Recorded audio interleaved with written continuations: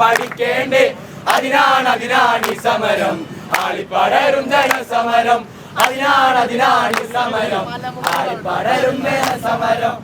എസ്എഫ്ഐയുടെ സംസ്ഥാന കമ്മിറ്റി ഇന്നലെ നമ്മൾ കണ്ടതാണ്. കാലിക്കറ്റ് യൂണിവേഴ്സിറ്റി ക്യാമ്പസിനകത്ത് എസ്എഫ്ഐ ഉയർത്തിയിട്ടുള്ള ബാനറുകൾ അഴിപ്പിക്കുന്ന ഒരു സ്ഥിതി ഉണ്ടായിട്ടുള്ളത്. അതോടൊപ്പം തന്നെ എസ്എഫ്ഐയുടെ സംസ്ഥാന കമ്മിറ്റി ഇന്നലെ തീരുമാനമെടുത്ത് പോവുകയാണ്. ഇന്ന് കേരളത്തിലെ മുഴുവൻ വരുന്ന ക്യാമ്പസുകൾക്കകത്തും ഗവർണർക്കെതിരായിട്ടുള്ള ബാനറുകൾ ഉയരുന്നുള്ളത്. ആ ക്യാമ്പയിനെ ഏറ്റെടുത്തുകൊണ്ടാണ് ഇന്ന് മഹാരാസിലെ എസ്എഫ്ഐയുടെ ഓരോ ഡിപ്പാർട്ട്മെൻറ്റ് കമ്മിറ്റിയുടെ നേതൃത്വത്തിൽ ഏകദേശം 20ഓളം വരുന്ന ബാനറുകൾ ഉയർത്തണം എന്നുള്ളത് എസ്എഫ്ഐയുടെ യൂണിറ്റ് കമ്മിറ്റി തീരുമാനമെടുത്ത് പോവുകയും അതിൻ്റെ ഭാഗമായുള്ള പ്രവർത്തനങ്ങളാണ് ഇന്ന് മഹാരാസിനകത്ത് നടന്നുകൊണ്ടിരിക്കുന്നത്.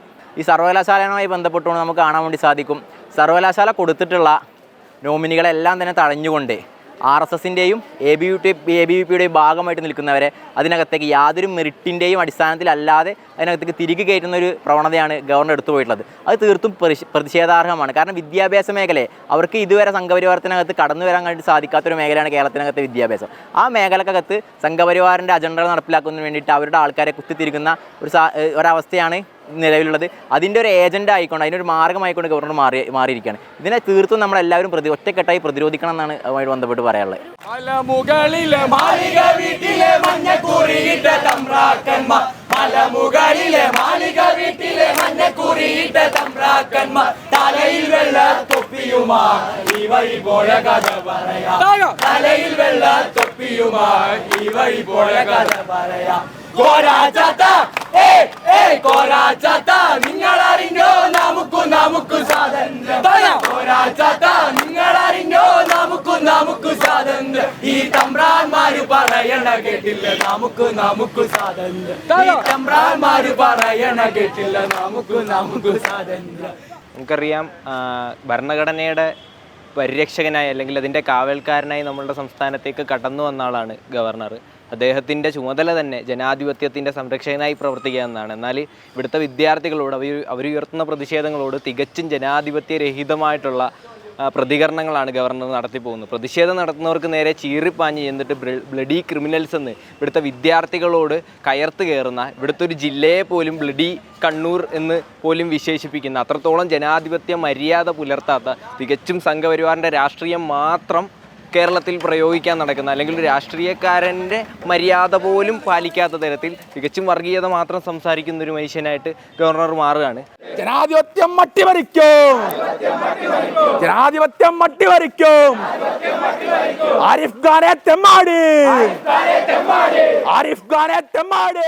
കേരളത്തിനകത്ത് മുഴുവൻ ക്യാമ്പസുകളിലും ഇന്ന് SFI ബാനറുകൾ ഉയർത്തിയിട്ടുണ്ട്. ആരിഫ് മുഹമ്മദ് ഖാനെ പോലെ സംഘീയ ചിന്താഗതികളുമായിട്ട് കേരളത്തിലെ കലാലയങ്ങളിലേക്ക് കടന്നു വരാൻ ഏതെങ്കിലും BJP പ്രവർത്തകരോ BJP നേതാക്കളോ വിചാരിക്കുന്നുണ്ടെങ്കിൽ അതിനെ കോട്ട കെട്ടി പ്രതികരിക്കാൻ തന്നെയാണ് SFI തീരുമാനിച്ചിട്ടുള്ളത്.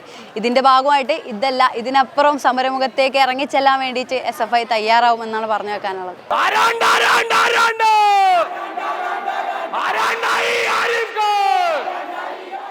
ഒരു സമൂഹത്തെ മുഴുവനും മാറ്റിമറിക്കാൻ അവരുടെ വിദ്യാഭ്യാസം ഇല്ലാണ്ടാക്കുന്നതിലൂടെ കഴിയും എന്നുള്ളൊരു കാര്യം നമുക്ക് എല്ലാവർക്കും അറിയാവുന്നതാണ്.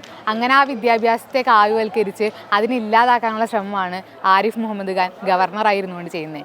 ഒരു അരാഷ്ട്രീയവാദം മുന്നിലേക്ക് വെച്ച് വിദ്യാർത്ഥികളിലേക്ക് രാഷ്ട്രീയം വേണ്ട എന്നുള്ള ആശയവും, അതുപോലെ തന്നെ BJP ഗവൺമെൻറ് എന്താണോ പറയുന്നത് BJPയുടെ അതേ പതിപ്പ് കേരളത്തിൽ ഇതുവരെ അവർക്കൊരു അക്കൗണ്ട് തുടങ്ങാൻ പറ്റിയിട്ടില്ല. പക്ഷെ അത് അക്കൗണ്ട് തുടങ്ങുന്നത് ഗവർണറിലൂടെ ആകണം എന്നുള്ള ആഗ്രഹത്തിൻ്റെ പുറത്ത് കാട്ടിക്കൂട്ടുന്ന കോപ്രായങ്ങളെ SFI ഇന്ന് പ്രതിഷേധിക്കുകയാണ്. അപ്പോൾ അതിൻ്റെ ഭാഗമായിട്ട് ഇന്നലെ ഒരു ബാനർ അഴിച്ച സ്ഥലത്ത് നമ്മൾ 100ഓളം ബാനറുകൾ ഉയർത്തിയാണ് പ്രതിഷേധിക്കുന്നത്. നമുക്ക് ഗവർണറെയാണ് വേണ്ടത്, അല്ലാതെ സവർക്കറെ അല്ല.